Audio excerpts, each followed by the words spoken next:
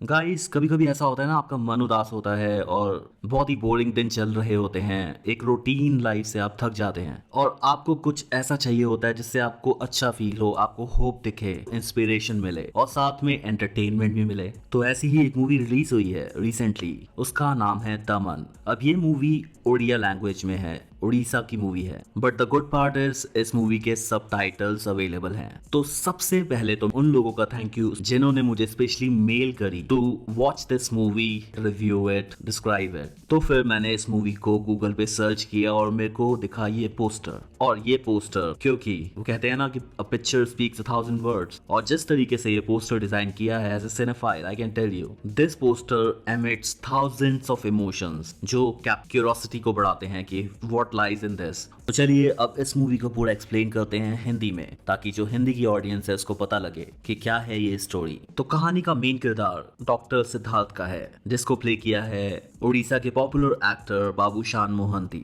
और डॉक्टर सिद्धार्थ का role inspired है रियल लाइफ डॉक्टर ओमकार होता से। मूवी की स्टार्टिंग होती है, सिद्धार्थ एमबीबीएस पास करता है और उसके बाद उनकी पोस्टिंग लगती है उड़ीसा के एक छोटे से डिस्ट्रिक्ट मलकानगिरी, जो मेन सिटी से बहुत दूर है, जहाँ पे medical facilities, public health care system की धज्जियां उड़ी हुई हैं। हॉस्पिटल तो है बट कोई भी डॉक्टर अवेलेबल नहीं है, और जितने भी डॉक्टर हैं वो अपना प्राइवेट नर्सिंग होम चलाते हैं, फार्मास्यूटिकल कंपनी से टाई अप करते हैं, बेसिकली करप्ट हो चुके हैं, और पेशेंट से ऑब्वियसली हाई फीस चार्ज करते हैं। पैसे नहीं होते जिन पेशेंट्स के पास, देखने से मना कर देते हैं। तो ऑब्वियसली जो गरीब लोग हैं जिनके पास पैसे नहीं है इलाज कराने के, उनका डेथ रेट बहुत ज्यादा सफर होता है, उनकी बीमारियां ठीक नहीं हो पाती। अब इस मूवी की खास बात यह है कि अगर आप सोच रहे हैं डॉक्टर सिद्धार्थ एक हाई मोरल पे, अच्छी वैल्यूज के साथ वहां पहुंचेंगे और धर्मात्मा बन के सबका इलाज करेंगे, तो वो बकचोदी इसमें नहीं है। और यही चीज हमें इस मूवी से इमोशनली कैप्चर करती है, क्योंकि यहाँ पे जो डॉक्टर सिद्धार्थ की मोटिवेशन है एक छोटी जगह पे जाके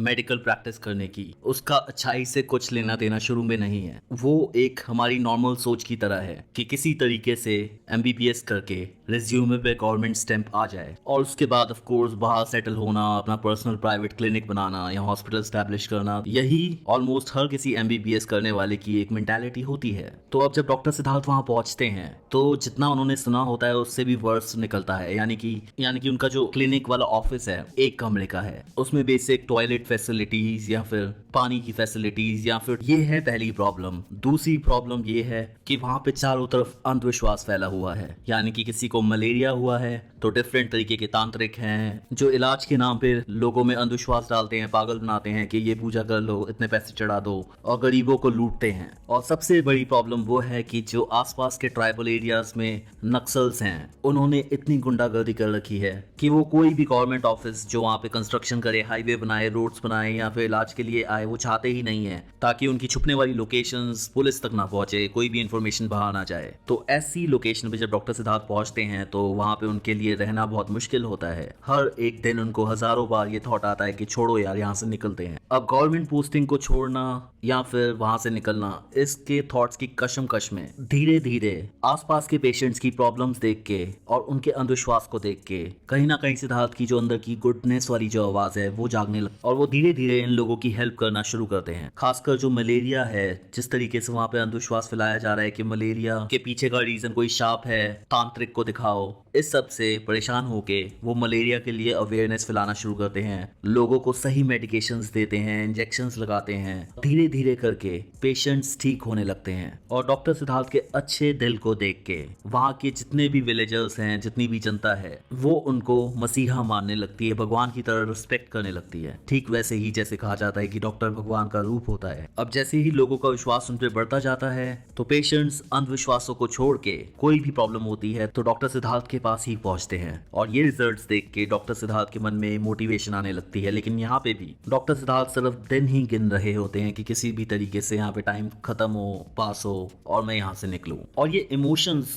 कुछ इस तरीके से हम पे कनेक्ट होते हैं। आप अगर देखेंगे तो आपको लगेगा कि जब भी आप कुछ करना चाहते हैं अलग, तो एक तो आपके मन में डाउट्स आते हैं, दूसरा आसपास वाले लोग कहते हैं कि क्या कर रहा है, छोड़ना इन सब चीज़ों को, तेरे पास इतने सारे अच्छे ऑप्शंस हैं। ऐसे में आप सोचते तो हैं कि छोड़ो क्या करना, लेकिन फिर भी मन में एक आवाज़ आती है कि नहीं, वो सही नहीं है। ये जो इमोशंस हैं वो इतनी सही स्ट्रॉन्ग तरीके से दिखाए हैं कि आप उस कैरेक्टर में घुसने लगते हैं, आपको लगता है मैं ही हूँ वो। और अब बात करते हैं कहानी के टर्निंग पॉइंट की। जब धीरे धीरे करके डॉक्टर सिद्धार्थ की पॉपुलैरिटी इतनी बढ़ती जाती है कि पूरी गाँव और आसपास की ट्राइब्स में उनके चर्चे होने लगते हैं, तो फिर वहां पे जो लोकल नक्सल्स होते हैं, डॉक्टर सिद्धार्थ उनके निशाने पे आने लगते हैं और नक्सल्स को वो चुभने लगते हैं, क्योंकि उनको डर होता है कि कहीं इसकी वजह से सरकार को उनकी लोकेशंस पता ना लग जाए। ऐसे में एक जगह चित्रकोंडा, वहां पे सिद्धार्थ जब दौरे पे पहुंचते हैं लोगों की मेडिकल सिचुएशंस देखने, जांचने के लिए, चेकअप करने के लिए, दवाइयां बांटने के लिए, तो वहां पे वो नक्सल्स पहुंचते हैं और सिद्धार्थ को देते हैं बहुत खतरनाक धमकी, साथ में डराते धमकाते हैं, और इसके साथ साथ वहां पे पूरे रीजन को अलर्ट कर देते हैं कि कोई भी गांववासी अपने घर से बाहर नहीं निकलेगा, चाहे फिर कोई भी बीमारी हो, डॉक्टर की जरूरत हो। और ऐसे में पूरा गांव सहम जाता है। और इस सिचुएशन में एक महिला, एक लेडी प्रेग्नेंट होती है और बहुत सारी इनको कॉम्प्लिकेशंस हो रही होती हैं, ब्लीडिंग हो रही होती है, ये सब चीजें चल रही होती हैं, लेकिन उनकी हेल्प करने के लिए आसपास कोई नहीं होता क्योंकि गांव वाले सहमे होते हैं। अब उस टाइम पे जब डॉक्टर सिद्धार्थ को धमकी मिली होती है, वो वहां से निकल रहे होते हैं, तो उनका जो कंपाउंडर है वो आके बोलता है कि हमें इनकी मदद करनी चाहिए। तो ऐसे में डॉक्टर सिद्धार्थ ये बोलते हैं कि हम कर भी क्या सकते हैं जब सारे गाँव वाले ही डर गए हैं। तो इसके जवाब में कंपाउंडर उनको बोलता है कि वो तो गाँव वाले हैं, वो इसीलिए डर गए हैं क्योंकि उन्हें इतना डराया जाता है, क्या हम कुछ नहीं कर सकते। तो यहाँ पे डॉक्टर सिद्धार्थ जाना तो चाहते हैं वहां से, लेकिन दिल नहीं मानता उनका, और वो उस लेडी के घर पे पहुंचते हैं और उनकी कंडीशन को देख के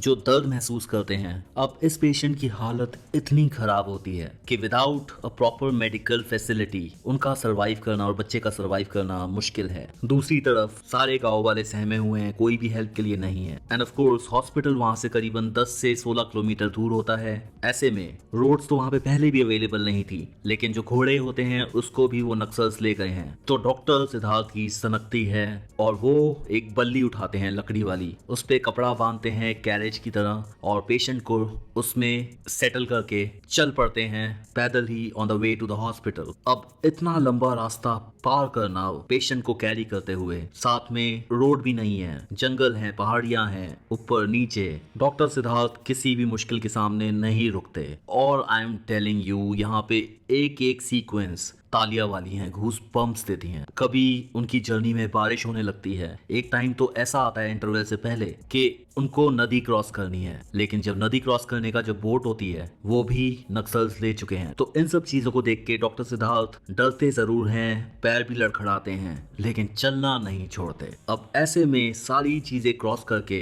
जब वो हॉस्पिटल पहुंचते हैं और वहां पे क्रिटिकल कंडीशंस होने के बावजूद भी सक्सेसफुली बेबी को डिलीवर कर पाते हैं, तो वो सीन इतना रियलिस्टिक तरीके से दिखाया है, ऑफ कोर्स रियल लाइफ पे भी है। एक ऐसी फील आती है कि अच्छाई जीत गई, कितनी भी डिफिकल्ट थी, रुका नहीं बंदा और जीतता गया। That is the feeling, good feeling factor it gives. तो कुल मिला के this movie can not be missed guys. आसपास थिएटर में अगर ये मूवी लगी है और अगर आपको उड़िया लैंग्वेज नहीं आती, सबटाइटल्स से ओके हैं, तो I am giving you my word, इस मूवी को जाके एक्सपीरियंस कीजिए। दूसरा, मेरी डायरेक्टर्स, प्रोड्यूसर्स, मेकर्स, इन सब से रिक्वेस्ट है कि प्लीज इस मूवी को अच्छे से हिंदी में डब कीजिए और पैन इंडिया तरीके से रिलीज कीजिए, because this movie has it. In fact this movie is better than recently over hyped movies जैसे कि कार्तिकेय 2 या फिर सीतारामन। अब एक बहुत इंपॉर्टेंट चीज ये है कि वीडियो को लाइक जरूर कीजिए, चैनल को सब्सक्राइब कीजिए, क्योंकि बहुत सारी एंटरटेनिंग वीडियोस और भी आने वाली हैं,